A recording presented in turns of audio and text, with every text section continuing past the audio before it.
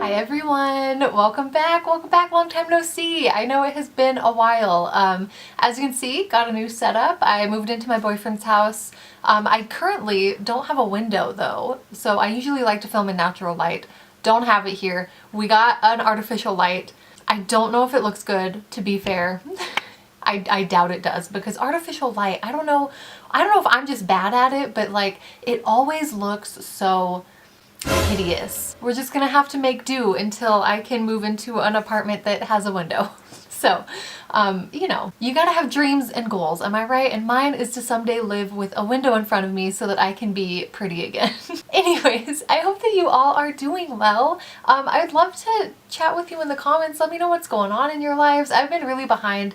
I haven't been watching videos lately, so I literally, like, I'm so disconnected and I miss you all. So yeah, let me know what's going on. As far as me, stuff's pretty good. I'm currently applying for a promotion at work, which I'm really excited about. If I get it, I will be a full-time library employee and I'll get to just do a lot more stuff, like a lot more programming and just like cool events and stuff like that. I think it would be cool to be able to interact with patrons a little bit more and do events and stuff like that. So I'm really keeping my fingers crossed for this promotion. And yeah, that's just pretty much what I've been up to lately. Let me know in the comments what you've been up to. I really miss you. But today I am here to do a reading wrap-up, like, of all the books that I've recently read. There's a lot, and I'll be honest with you, I haven't put these in any particular order, so I'm just gonna do them in the order that I read them in, and I hope that's okay. The first book that I read recently was The Wife Upstairs by Rachel Hawkins, and I listened to this on Librofm. If you are still unaware of Librofm, basically it is an audiobook platform where you can purchase audiobooks, but instead of Audible being like owned by Amazon, your purchase, you can choose to let that money support a local bookstore of your choice. You know, you can pick whichever bookstore you want to support, small businesses, stuff like that. So it's really great. It's really wonderful. If you're interested, I do have a link in the description below. Highly recommend though. Highly recommend. And this particular audiobook, The Wife Upstairs, was so good. Basically, this is it's kind of a thriller, but it's also kind of just like a gothic. It's very inspired by like Jane Eyre and Rebecca and stuff like that, where it's just that like air of like looming ominous mystery. It's about this young woman who is very poor. She lives in a crap neighborhood, but she works as a dog walker in the ritzy, like, rich people neighborhood. And while she's like in this neighborhood fantasizing about like, oh my gosh, what if I actually lived here? She ends up meeting one of the residents who is a man who is newly single because his wife has like gone missing or is possibly dead. No one really knows. And the girl, the main character, ends up like becoming involved with this man, and she's like, this is it. I'm gonna be part of the neighborhood. I'm gonna be this guy's new wife. It's just gonna be my dream life, Barbie dream house, you know what I mean? And yeah, needless to say, that's not really how things pan out. Once she moves in, she kind of starts getting like really weird vibes. You know, it was pretty good. I will say, I'm a big fan of like that whole gothic situation, and also the ending really took me by surprise. Like, I was so sure, I was like, yeah, I know the formula, whatever. It was a shock. Like, it still managed to be original and unique and like add something new to this like very well done genre. So the next book that I read was a Penguin teen arc, and that was The Taking of Jake Livingston by Ryan Douglas. And this is kind of like a supernatural, horror, spooky type story, but it also has a lot of like social commentary embedded within that. It follows the main character, who is a teenage black boy, and I think he's also dealing with some like sexuality stuff. And basically, on top of all of this, as if that wasn't enough, he can also see ghosts. And recently he's started seeing a lot of this one particular ghost who just is like extra, he's around all the time and he's like extra kind of intimidating. And it turns out that this ghost is the ghost of another teenage boy who had recently done a school shooting. And this ghost is obviously like very like full of that kind of like rage and just badness, and it becomes a very dangerous situation for Jake. To be honest, I enjoyed this book. I really did, and I would recommend it, but there were some parts for me that were just a little bit, there were just a few scenes that really felt like action movie scenes. Like, there was just like a fight scene, like a combat scene and stuff like that.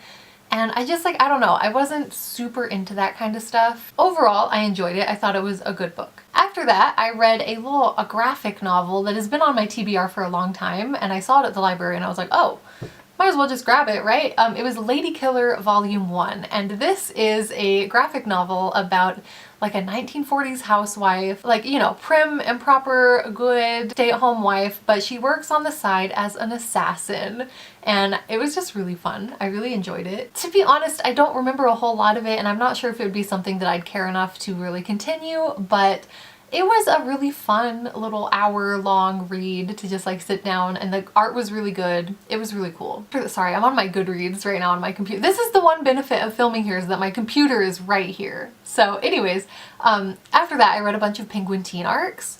The first one was Curses by Lish McBride, and I believe this comes out, oh, it's already out. It was out on July 20th. It is a fairy tale retelling, a little Beauty and the Beast story, and I just loved this. I thought it was so fun. Basically the story is that our girl main character was cursed for like rejecting her mother's arranged marriage betrothal she had set up for her, and now she is a beast until she either marries a candidate of her mother's choosing or finds someone who is genuinely in true love with her and marries them before her 18th birthday. And then our other main character is a boy whose parents are con artists. He's kind of a con artist too, and he ends up, there's a whole sticky situation, and he ends up the prisoner of this girl. And they come to an agreement that he, since he is a con artist and he's grown up around this, he can read people. He knows when someone is lying or playing a game or doing a con, and he can tell her, is this suitor, is this guy who's trying to marry you, is he genuine? Does he actually love you, or is he playing a game?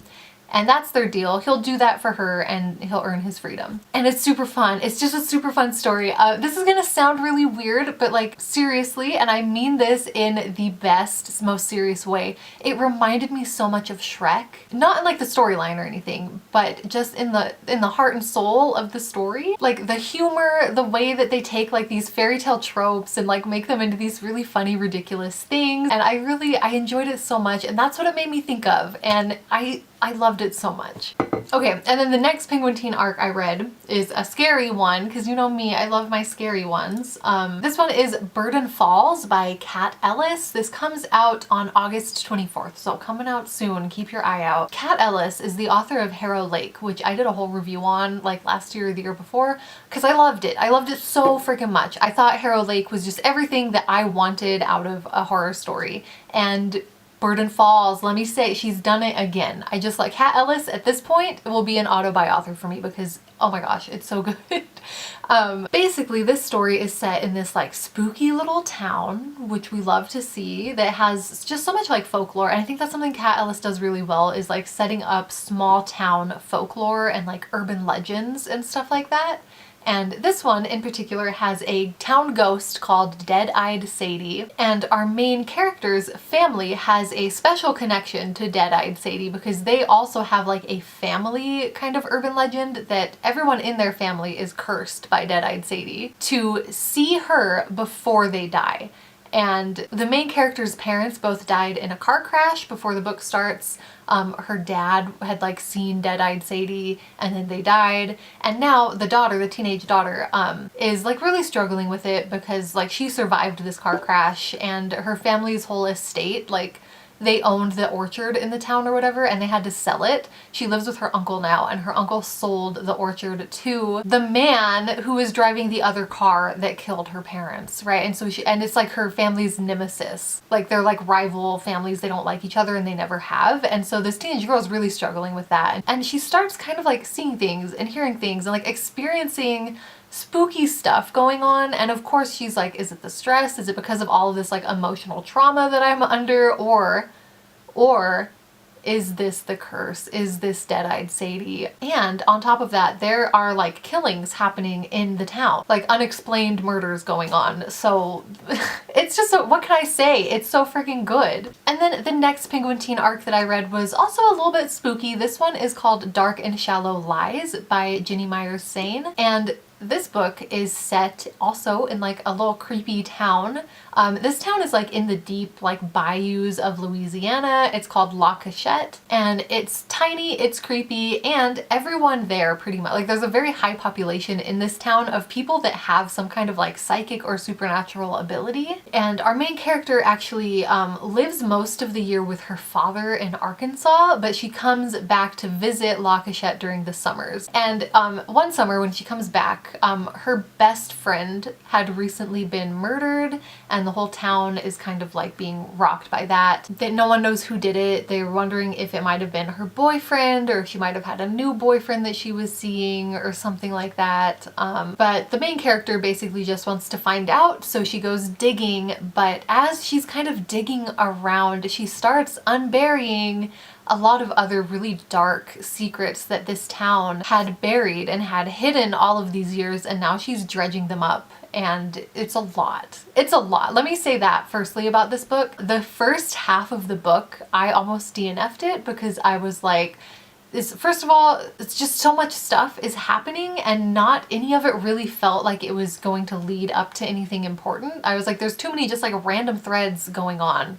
There's just a lot. There's like the supernatural stuff, there's the murder mystery, there's these other secrets in the town, there's the town of what of these is even important? There's just too much. And I almost DNF'd, but I am glad that I pushed through because the last half of the book blew me away. Like, it was so good. I sped through it in one sitting. I couldn't put it down, and to this day I'm still thinking about it. I'm still like reminiscing about the ending of this book. I thought it was so good. The back half to me was worth it. I don't know if everyone will feel that way, but I personally enjoyed it. I thought that that kind of made up for it and made it a pretty good book overall when you balance everything. So those are all of the Penguin teen arcs that I read, and then I got into reading The Deep by Alma Katsu. This is one that I've been wanting to read forever. It is a historical fiction set on board the Titanic, but Alma Katsu's thing when she writes these historical fictions is that she also puts like a supernatural kind of horror spooky twist on them. I really love that concept. I think that that's everything that I want in a book. Like my two favorite genres just smashed together. I'm here for it. But one thing that I wish I had been aware of sooner before getting all hyped up about these books is that her writing style, in both of her books, I read her other one about the Donner Party and I was a little bit disappointed because it wasn't what I was expecting. They're not horror in the sense that like there's this big scary spectacle going on, and my air conditioner just kicked on, so sorry if it's loud in here now, but yeah, she creates this really spooky ghosty atmosphere, but there's not like these big, I don't know, ghost story scenes and stuff like that that we really expect out of like scary movies and scary books. And The Deep really did that as well. It was really just mostly atmospheric. It ties in also a little bit of like Irish folklore and stuff like that, but I mean at the end of the day it's just like a ball of weirdness, and I think that that's what Alma Katsu does. And I enjoyed The Deep more knowing that before I went into it. You know, I knew what to expect, so I was able to enjoy it a little bit more and get like tied up in the atmosphere instead of constantly asking myself like, when is this gonna pick up? Like, when are the ghosts gonna happen? So yeah, I think that that's something that to be aware of if you want to go into these books beforehand so that you're not also disappointed the way I was. And then after that I read 2 romance books. I read a bunch of spooky books. I needed some lighthearted romance to cleanse the palate, you know what I mean? So first of all I read Well Played by Jen DeLuca, which is the sequel to Well Met. These are romances set at a Renaissance fair. So this one is about Stacy, who works as a tavern wench at the Renaissance fair, and every summer one of the like traveling musicians that plays at her town's Renaissance fair for the summer, they have like a little hookup every summer. And this summer, like, he seemed to be ignoring her and like kind of ghosting her. So at the end of the summer, she like gets really drunk and like sends him an email, and they end up like writing back and forth and doing like a pen pal thing over the winter. But he's like super different in these emails, right? He's like this really nice, like eloquent, smart guy who's like having these deep conversations with her and like truly expressing like interest and like caring towards her and everything, when that's not really like the guy that she would hook up with. That's not him at all. He's just like a brainless hunk. You know what I mean? And it turns out, and this isn't a spoiler, this is in the synopsis of the book, that's because it wasn't him the whole time. It was someone else writing to her. And she has to kind of come to terms with the fact that she's kind of like fallen in love over email with someone that she was like lying to her about who they were. It was really good. I know that that's a trope that rightfully so a lot of people have an issue with. That's catfishing, you know what I mean? Like in real life I don't think that that would be acceptable, so I understand a lot of people saying that like they didn't like this book because of that. I personally didn't have a big problem with it in a fictional romance, like romance books, okay.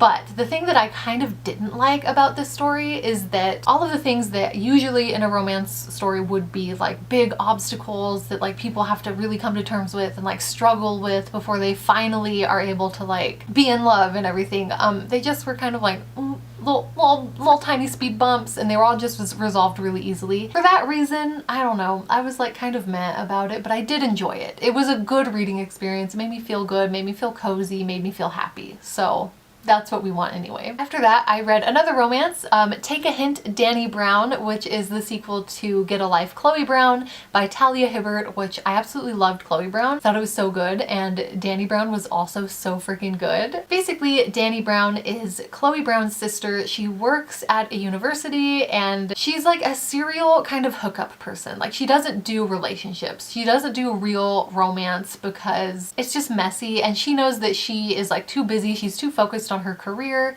She just doesn't have the time or energy for that. But she ends up in like a fake dating situation with the security guard who works at the university as well. And then during the fake dating, they decide like, well, we could be like friends with benefits also. You know what I mean? Like, why not? But Danny is very adamant that she's like, but that's it. Like, you're not gonna get feelings for me. I'm not gonna get feelings for you. This is just a publicity stunt slash getting some benefits out of it too, right? Of course, we know a romance story. We love to see it. It was so good. I loved it so much. The characters are just so lovable. Talia Hibbert's writing is, I don't know, everything just really comes to life. And I really, really enjoyed it. All right, and then the last book that I want to talk about, the next one I read, we got to go back to the spooky. You know I did it. I read another spooky book. What can I say? I read The Hollow Places by T. Kingfisher.